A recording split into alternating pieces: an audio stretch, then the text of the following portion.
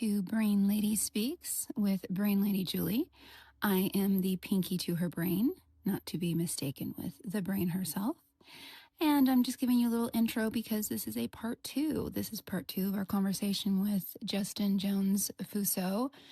In part one, we had some great wisdom on conflict resolution, on how to respectfully disagree, and a little Will Smith and wisdom from the Fresh Prince of Bel-Air as well.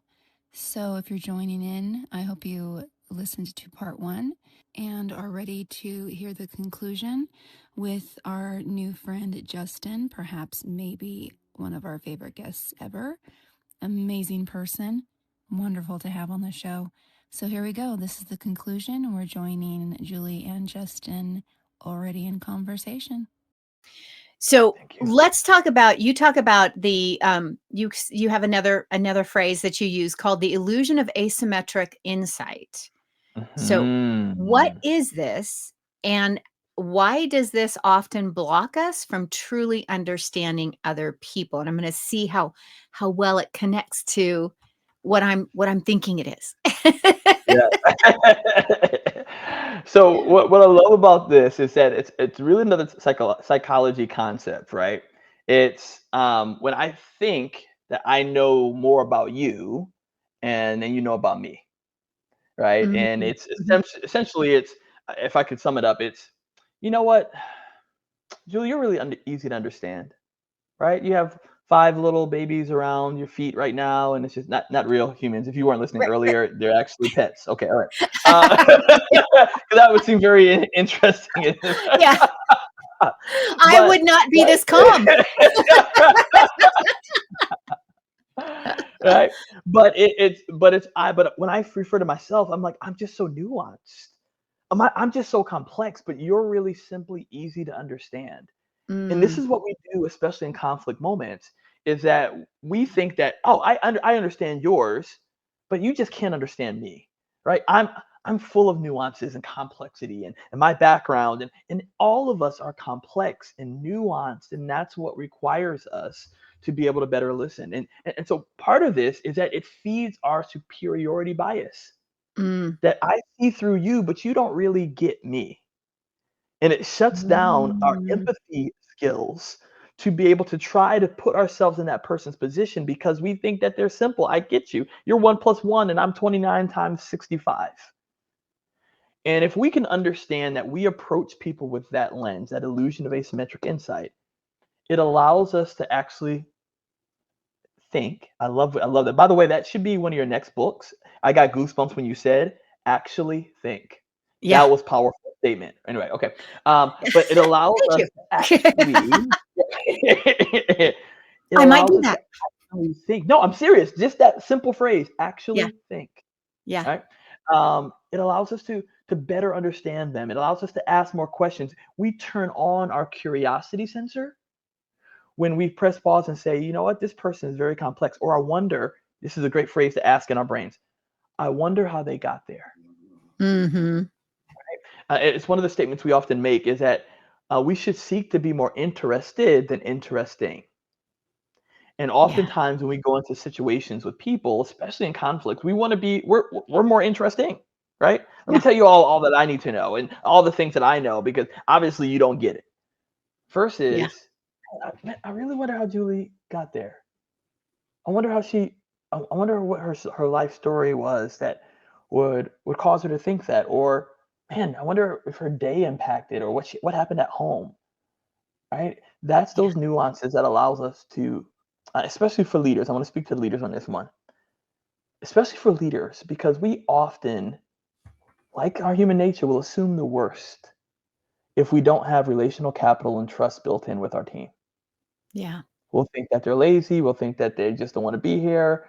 But we have no idea what happened at home, what has happened on the road on the way there, what their journey of life. And when they know that we truly and genuinely care about them, they will truly and genuinely care about our team. Yes. Yes, absolutely. 100%. Agree with you 100%. And that's challenging for a lot of leaders, because leaders are oftentimes, they're focused on the outcome. They're focused on the deadline. They're focused on the responsibilities either to the CEO, if they're not the CEO, or to the shareholders, or to keeping that client that's writing the check. Like, they're focused on that. And they, without even realize that they're doing it, will oftentimes, what I have noticed, kind of look at their team as the tools by which they're reaching their goals, as opposed to individual human beings that bring together this beautiful core team that creates the beauty of this company that we're with. And when you start to look at them that way, which is what you just said, right? What's going on in their life? What is the about them that I need to be thinking about as I'm doing my leadership role. So, I love that you brought that forward, 'cause I want to give another strategy to help leaders in this moment, right? yeah. The first thing, to all leaders, I want you to cancel the open door policy. Cancel it right now, right? Because open door policy, right? And it's good, right? Like, hey, I'm always here. If you need me, my door is always open. First of all, we've created open door policy with our doors closed, right? So it's one of those things that we've just done. But we've asked leaders to move from an open door policy to what we call an out the door policy. And out the door policy is when we leave our offices, whether virtually or in Mm. person, to go and hear the stories of our people. I was on tour for a while with Toyota manufacturing plants, right? And as I was bringing this up, they were like, "Oh my gosh, this is intentional to walk the plant, to hear the perspective, the stories." And if you're saying, "Well, Justin, I have too many things to do. I'm just too busy. I have the shareholders, I have my CEO, and she's asking a lot of me, and all these things," right? Well, what if you just adopted our formula? It's a simple formula. We call it 1MC over W, and it simply stands for one meaningful connection per week. What if you built into your calendar 15 to 20 minutes to intentionally leave your office, whether virtually or in person, and you chose to be interested about a team member? Hey, how was your weekend? And actually press pause and spend time there, right? Yeah. Or if you're like, "Justin, that's too much. I can't do that. I guess 52.14 times a year in a leap year." Well, then flip the W upside down and make it one meaningful connection per month. Could you commit to a 30 minutes or hour-long lunch every single month? That's 12 individuals that you get a chance to meaningfully engage, build relational trust, so that when you have these moments of conflict, that there's already this relationship, there's already this trust factor that's built in. And so Mhm. that's one way that leaders can build it in and move from transactional leadership to transformational leadership. Yeah. Yeah, that's beautiful. That's beautiful. Making those connections and being open with those connections. Yeah. Um, really, really, with every part of you, right? Because sometimes we ask questions or someone approaches us and everything about our face and our body says, "What do you want?" When, Right. I when, do that with my kids. I need to do better. It's my kids. Yeah. right? I'm like, Well, we what do all you do that want? with our kids sometimes. Right, No, right. I do that with my husband. No, I'm just joking. I'm joking. 39 years together. We're okay. Um, Yes. but the the the body language, the facial expressions, the genuine interest, right? If Yes. you can just as a leader, when you see that person on your team, actually stop your physical movement, turn Yeah. towards them, look them in the eye and say, Yeah. "How are you today?" And really Yes. listen to the response and respond based on their response That's rather so good. than, the pre-practiced, "Okay, that's good. How's it going on this project?" Right? Like, Yeah. really showing that personal interest has been shown in study after study after study. If the person you're engaged with feels you care, Yes. they are so much more likely, I don't remember off the top of my head the percentages, so much more likely to do the best job they can, Yeah. whether they like the project or not. If they know you care, Yeah. and that caring means asking about the dog that was sick last week, asking about Yeah. the mother that they're caring for, the father that they're caring for, the child that was sick, like really showing that interest, just the fact that you remembered that from the Yeah. last conversation and engaged with it in this conversation, that makes all the difference in the world. It really 100%. truly does. Yeah. Yeah, so Okay. I know we got to shift, but I wanted to give again. I love you. You're just your brilliance exudes you, and so Oh, I need to give the strategy with this. And so one thing that we do, and not every leader is going to be able to do this, but one thing that we do and we've adopted within our organization is we have monthly care calls. mm-hmm. And our team is remote, so we have people here in Ghana and Spain, other different places, and on that care call, generally about an hour, we don't talk any business. Mm, We're talking about self-care. We're talking about how are you doing mentally, emotionally, spiritually, relationally, physically, and we walk through those pieces and just how are you doing as a person? And we share vulnerably, right? Because we really, truly, genuinely care about the self-care of our people. And so, like, give you a great example. One of our team members in Ghana, Alfred, he's been talking about getting a massage for a long time, and so we joke on him like, Alfred, have you gotten your massage yet? Right? yep. Yep. Because those are those moments. And so, if you're able, maybe you're not able to do a monthly care call, but maybe you start off the first 5 to 10 minutes of your one-on-one, Mm-hmm. nothing business related, Yep. and you just talk about how are you doing? Like how's life going? How's your family doing? How like, what are you doing outside of work? What Yeah. drives your interest? What are your hobbies? Like those are those special moments that allow us to actually have impact. So I just wanted to just Yeah. echo what you said because what No. you shared was brilliant. Yeah. And I love having the monthly, just, fireside chat, so to speak, with your team. We do something, it's not, I love to do that. And I think I'm going to start doing that with my team, but we have weekly team meetings where we're talking business. And before we get any business started, it's you go around and it's every single member, how are you doing? What you got going? And sometimes it's, "Oh, I had to Yeah. take the cat to the vet." Sometimes it's, my sister moved in, or, I'm not feeling so hot. It's been a rough week. Oh, what are you doing? Are you taking care of yourself? And sometimes those we're supposed to have an hour meeting, and sometimes those introductions, it'll go 20 minutes, and that's okay. Yeah. Yeah. That's okay, because that's what has built and the most amazing team that I could have working for me. I Mm, absolutely love it, and I really feel that it makes the entire team cohesive, because now it's not yes. just the leader connected to the team, it's every member of the team, um, Yes. worried about and messaging through Teams, "Hey, how are you doing?" Right? I mean, it's Yeah. it's it's beneficial. It's that we've lost too much of that human emotional touch, I think, Yeah. um, over the years. Over the years. Okay, let me ask you one more question, and then we're going to talk about your book. So, because we talked about respectfully disagreeing, and we know Mm. that there's always conflict, and there's always conflict resolution is a huge thing in the corporate world that has to constantly be talked about. So, how can we? You just gave me a great idea. Oh, oh, What I just experienced, I actually thought. oh, And okay. what if instead of conflict resolution, we created a conflict revolution? And Ooh. that for me is Ooh, because oh, we've wait, often writing that one down, yes, conflict resolution or yes, revolution. revolution. Because we often think even conflict resolution sounds bad. Yeah, Right? We need to resolve the conflict. yeah, We need to minimize it. No, let's amplify the conflict because it actually makes us better. Conflict is not always bad. I believe that there's healthy conflict that spurs innovation, creativity. I tell my mhm, team, literally, we just did an onboarding for three new team members.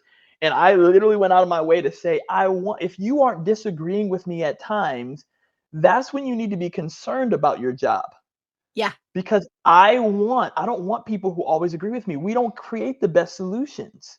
And so yeah. instead of finding resolution to our conflict, we need to create a revolution of conflict where we're amplifying healthy conflict in really, really helpful ways. So anyway, I just got excited because I No, heard you and yeah, I had an idea. yeah, no, that's wonderful, and that leads right into the question, because you talk about having cultivating curiosity and being Yeah, open-hearted when yeah, engaging with other people who have opinions that strongly or perspectives that strongly disagree with you. And that's yeah. kind of that same thing when you have a conflict, but wait a minute, how can we make this valuable? So how can you create that open-minded or open-hearted conversation when Yeah. you know, hey, I disagree with Justin 100% on this, but how do you create that open-hearted, open-minded engagement? Yeah. So I love that you bring that forward, because one of the things we started hearing a lot of people of, because we ask people, one of our things we do is to break our model. Tell us how this would never work, right?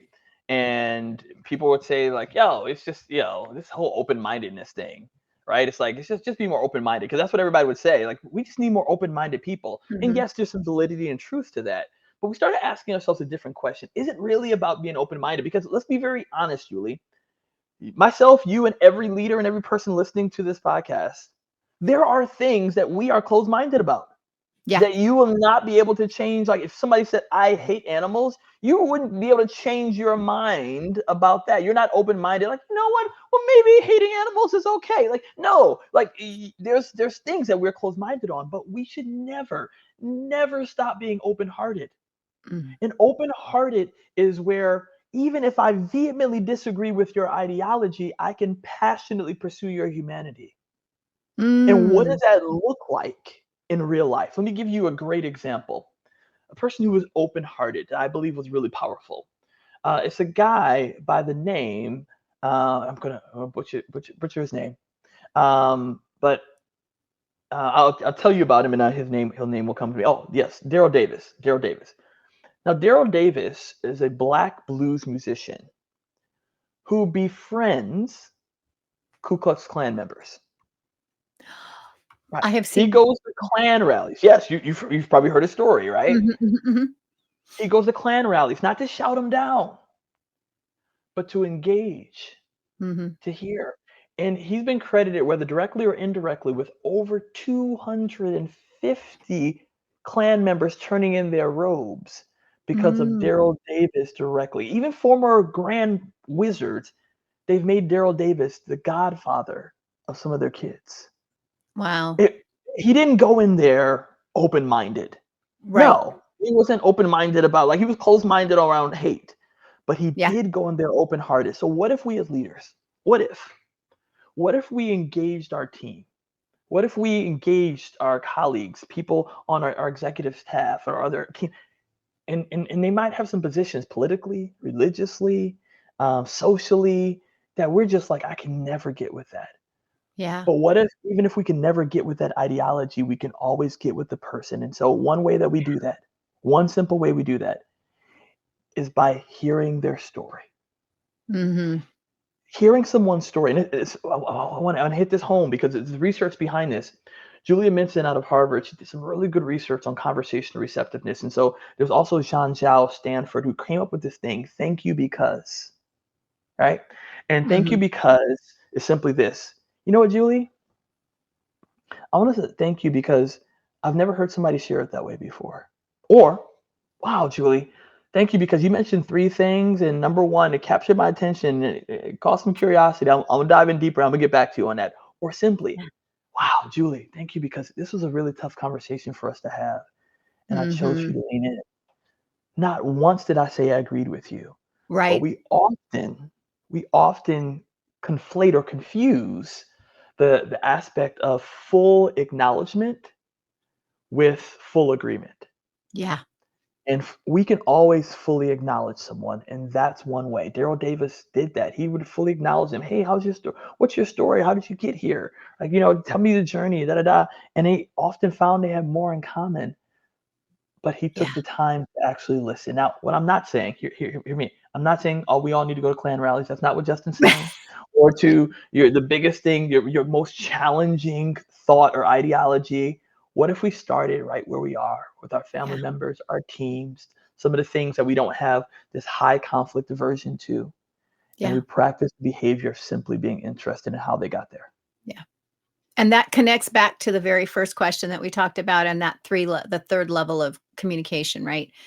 Yeah. Really asking beyond just the surface questions. So I love that. I love that. And Justin, I have kept you longer than I said I would keep you. And I know you've got a hard stop that you've got But to you do. mentioned about the book, but tell me, you Yes. asked something about the book, so let's talk about it. Let's go. Yes. Yes. My So kids are on their electronics for the 30 yes. minutes they Okay. get. So howtorespectfullydisagree.com is where you can get a free chapter of the book, or you can just go ahead and order the book, which I'm sure a lot of you want to just order the book because it's a great book. And are you going to give us a teaser on the title of the new book coming out? Yes. So, I'll give you. All right. Are you ready? Are you ready? Yes. Okay. All right. All right. So, all right. So, I'll tell you the title after I tell you the concept. Okay. So one thing that we've talked a lot about, right now, tie it to respectful disagreement, is for probably close to about a decade now, we've been talking about, we call it the tortoise principle, because oftentimes what we found with people's pushback is that they felt they had to be perfect. Mm-hmm. They had to go from I have a lot of conflict and I go to no conflict, and we're like, no, no, no, no, right? The tortoise principle, and one thing we often talk about is that the tortoise, we've gotten it all wrong with this tortoise. The tortoise and the hare. The tortoise wasn't slow. The tortoise was strategic and wise. Yeah. Mm-hmm. We only call the tortoise slow because we're constantly comparing it to the hare. Mm-hmm. And so what we started asking is like this tortoise approach. And so people kept coming after me, and I was like, oh my gosh, there's something here. And so what we created is the untold story of the tortoise before the big race that we all know. And what we're telling people is this is our fable. We're creating a fable that's based in real life, but fable. And it's that the tortoise actually quit his first race with the hare, because he was constantly comparing himself. He didn't think he was good enough. He didn't think that he mattered. He thought that if he raced the hare and he won, that his work and his life would really matter. And then when he realized that the hare had darted off like the hare always does, he got, let's just put it, really sad at himself. And he was conflicted. Yeah. And so what we found, and is that we talk through in this fable of the journey, we call it the meaning journey model, is that the tortoise goes through this meaning journey on mindset, momentum, and mastery to ultimately get to meaning, to where we know him. And so the book is called Stop Chasing, Start Creating. And it's a title, and the subtitle is A Timeless Fable on Mindset, Resilience, and Meaningful Work. And I love it. so it's what we're really, really pumped and excited about. And exciting. I'm pumped. Yes. I love it. I love it. I love it. Okay. All right. So I'm going to tell everybody how they can get in contact with you, or stay connected to you, so they can get the notifications as soon as the new book is out. So you on LinkedIn, you are I Work Meaningful. So you can check that out. Stay connected with Justin there. You can go, he is I Work Meaningful at Facebook. He's I Work Meaningful on Instagram, and his website is workmeaningful.com. So those are all the ways that you can stay connected. And I'm sure that you will not regret reading his posts and seeing his announcements, because as you can tell, it has been a wonderful conversation, Justin, and lots of important things that we've talked about, because in reality, like I said in the beginning, we put too much of our time and our life and who we are into work, and we want it to be meaningful. We want it to be a place that's not filled with stress, but a place that is where we can thrive and we can actually enjoy showing up. So thank you so much, Justin, for sharing your wisdom. You can't leave yet, Julie. I have a question for you. Right? Yes. I can't talk about asking questions and not ask you a question. Okay. All right. So, Julie, what aspect of our conversation today made you actually think? I've been in the back of my mind has been, book. Justin just gave me the title of my book. I'm like, maybe I need to hurry up and write it so we can be launching our book side by side. Yes. Powerful, lots of powerful things, but that and your conflict revolution as opposed to the resolution. There were lots of things, but I'm telling you, I'm digging that book title. I really am. I love it. And by this time this podcast airs, you would have already bought the domain name, because I just checked and it's free. It's not free, but it's like $12.99. Right. So actually, right, but it's not taken. It's All right. not taken. It's done. It's yours. Okay. Yes. I'll do it. Thank you so much, Justin, for being a guest on the Brain Lady Speaks podcast. It's been a wonderful conversation. I know there'll be a lot of gems that people will take away from this. And please, those listeners, reach out to Justin.